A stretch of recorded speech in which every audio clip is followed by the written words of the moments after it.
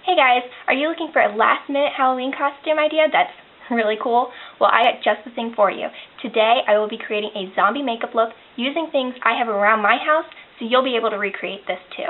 I'll be providing a full list of ingredients, measurements, and including more pictures on my blog post at fairestfavorites.blogspot.com, and I'll leave that linked in the description box below. But let's go ahead and get started so you can see how I create my zombie makeup look.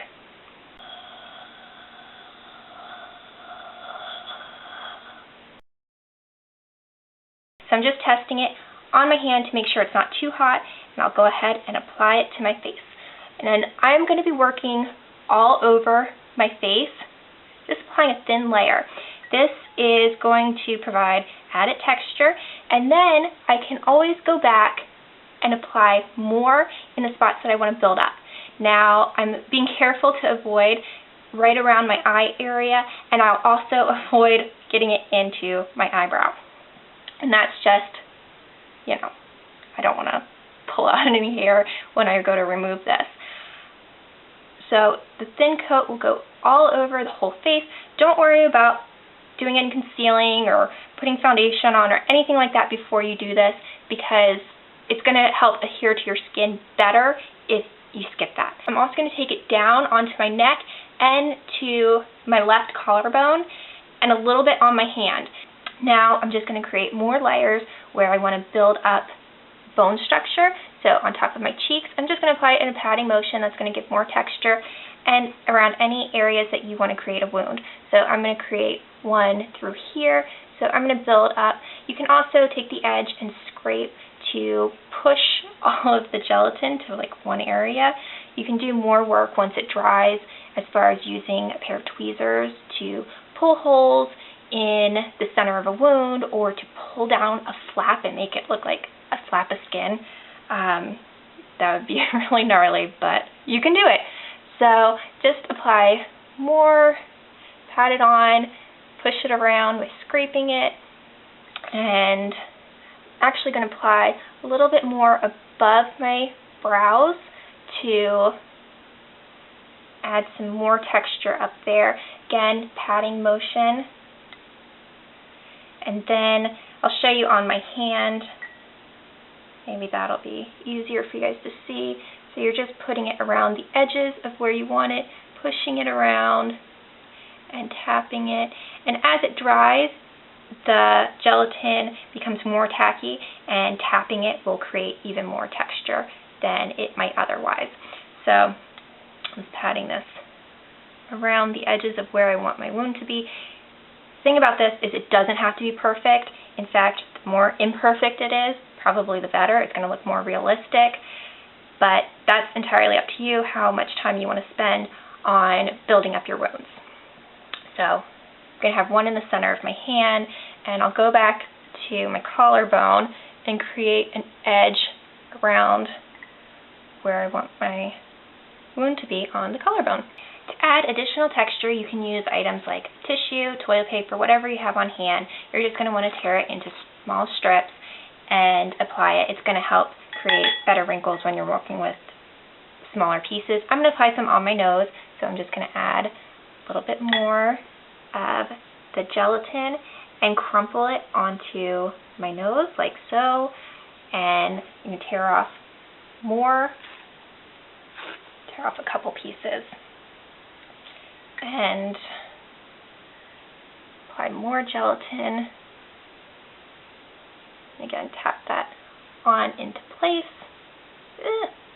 My fingers are getting really sticky from the gelatin, so just be aware of that. I'd also recommend having a paper towel or a towel that you don't mind getting dirty around on hand, so you can wipe your hands clean as you're doing this.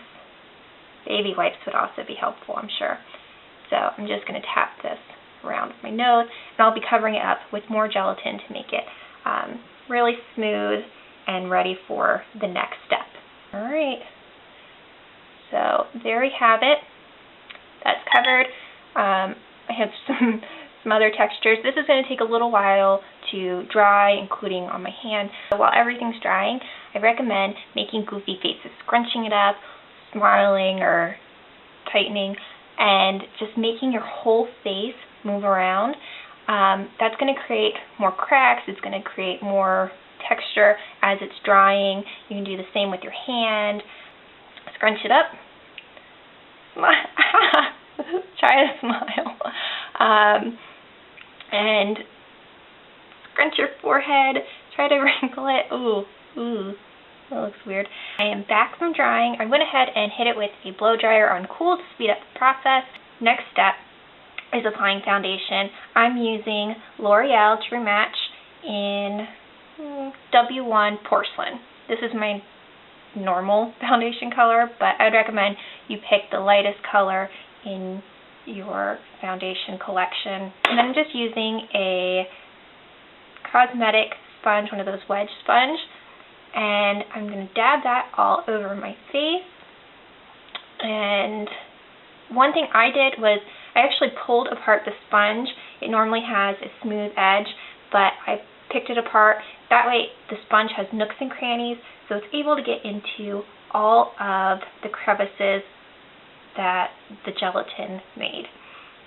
So go ahead and get all around the face, dab it around, and you're going to also want to go onto any other areas. So if you did something on your arm, your hand, go ahead and cover that as well. And this is going to take a little while, so I'll just cut back to when I'm on the next step. Okay, now I'm going to use some baby powder. I just put it in a little ramekin, and I'm actually going to use a cotton round to apply it. This is going to help to mattify any sections that might need it. You can also use pressed powder, whatever you would like to use. Zombies aren't known for having radiant skin, so I do think powdering is essential for this look.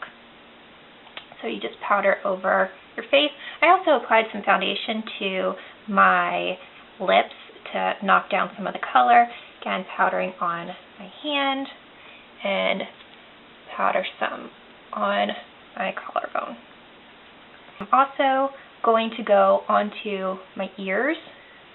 My ears are really pinky naturally, so putting a little powder on them as well as some foundation first helps to cut down on some of that color.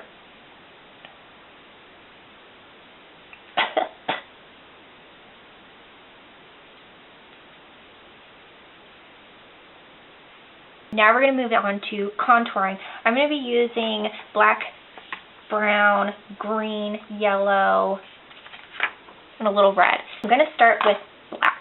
I don't have a lot of natural contours on my face as far as, high cheekbones or anything like that because I have a big round face.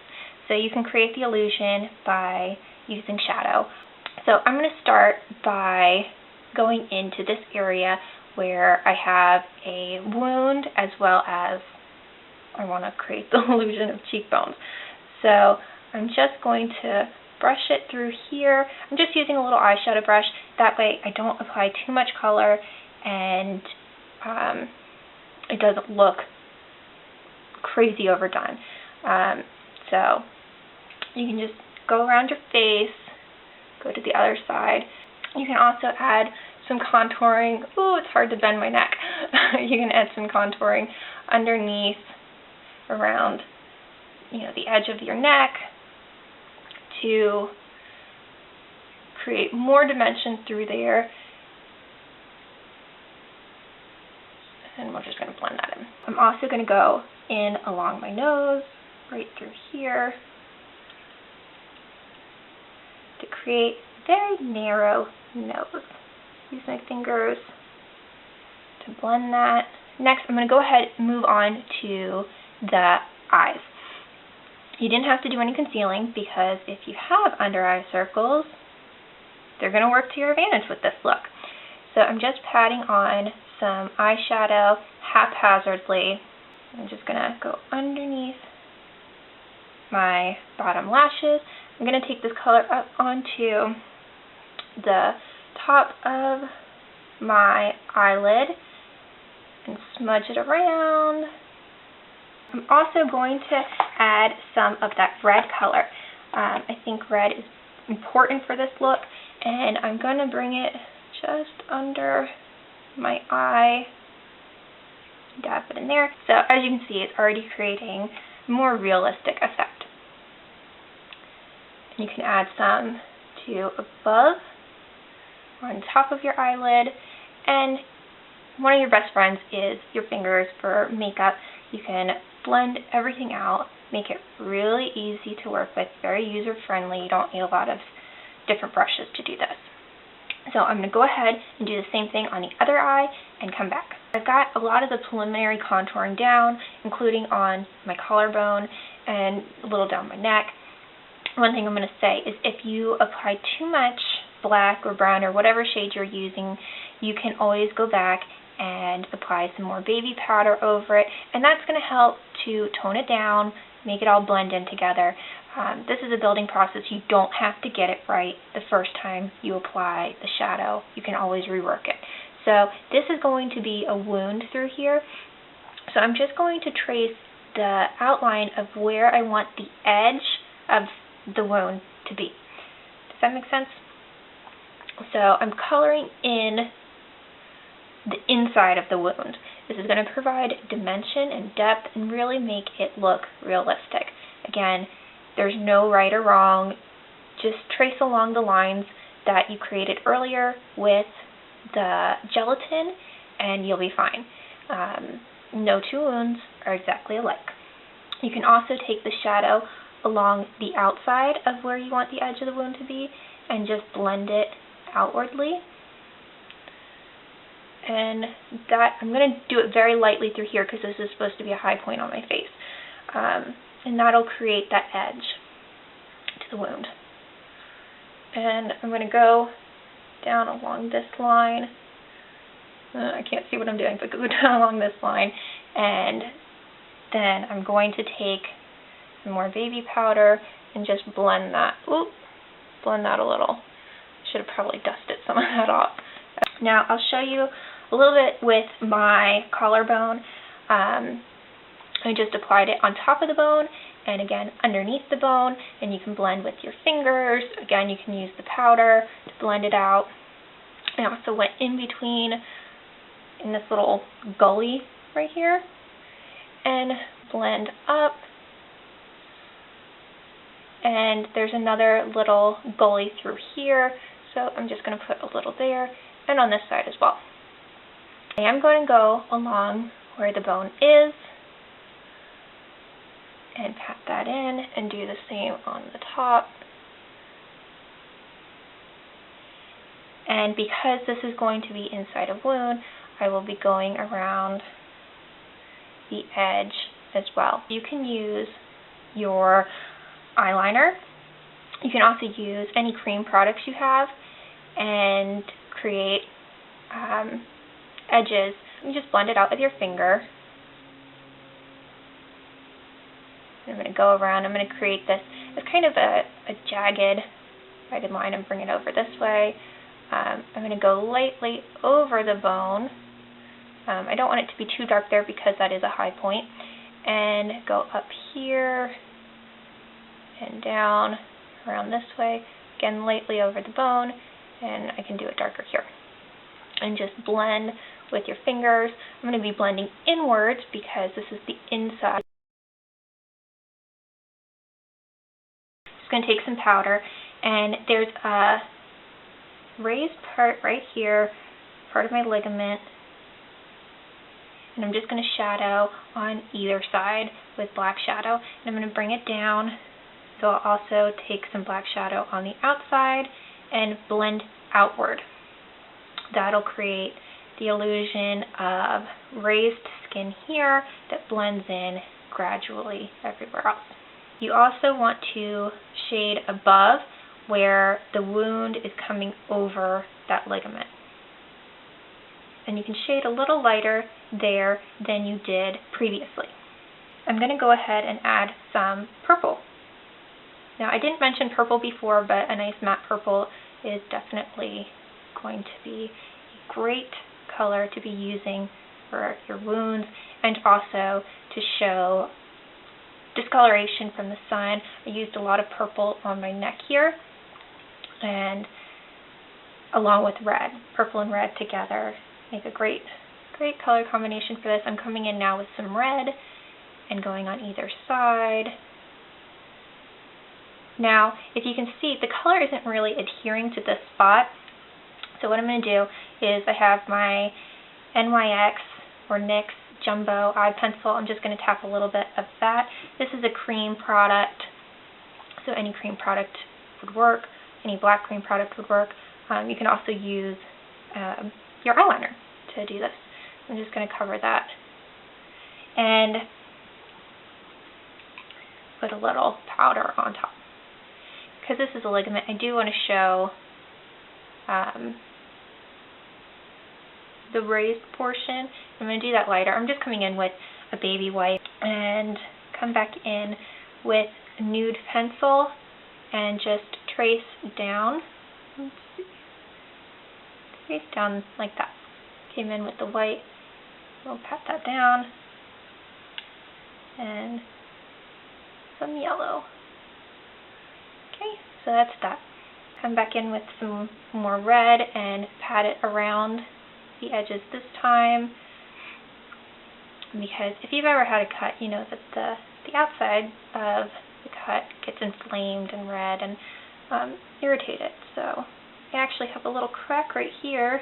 I'm bending my hand, so we'll put some in the crack.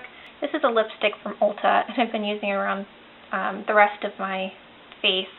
So, and it had already melted previously. This is called Iced Cappuccino. It's a red-brown. So you can either take it and apply it directly to, or you can use a concealer brush. I recommend a concealer brush as opposed to a regular lipstick brush because it's going to be a little bit more firm and apply it better, get into the crevices. You can go back with some shadow. With your cream products, you do want to put shadow on top of it. This is going to just provide longevity. I'm going to continue working on this, and as soon as I'm complete, I'll come back and show you how to add blood. It's time for the blood. Now, I already mixed this up, and again, I have all the ingredients listed on my blog. This can be a little messy, so make sure you don't spill it on your carpet. I'm just using a teaspoon to help drip it, and I'm actually going to hold this underneath so it doesn't drip all over the place.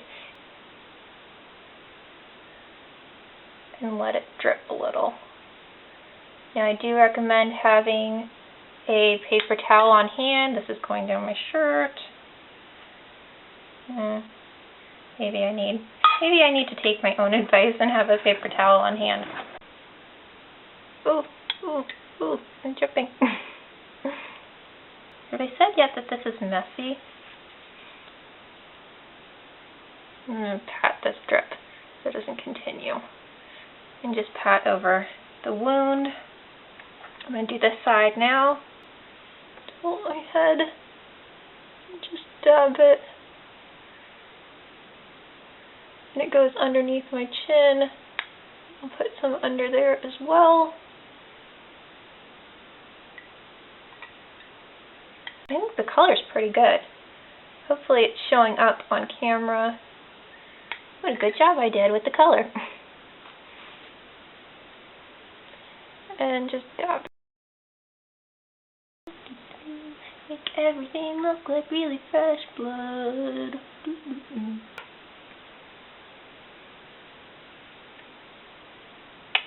Alright. So the aloe feels really good. As it should. Aloe feels good on any wound or skin ailment. Now to complete the look, I'm going to work on my hair. I'm just going to do some back combing, going up, coming out, going up again, all over my hair. You can also add conditioner to your hair at the roots. That's what they do on the set of The Walking Dead to help create really dirty looking hair. Alright, the zombie look is complete. If you liked it, please give it a thumbs up and let me know in the comments below if you're interested in a more traditional beauty video. Thanks so much for watching, and I hope you guys have a happy Halloween and a safe one too. And yeah, bye.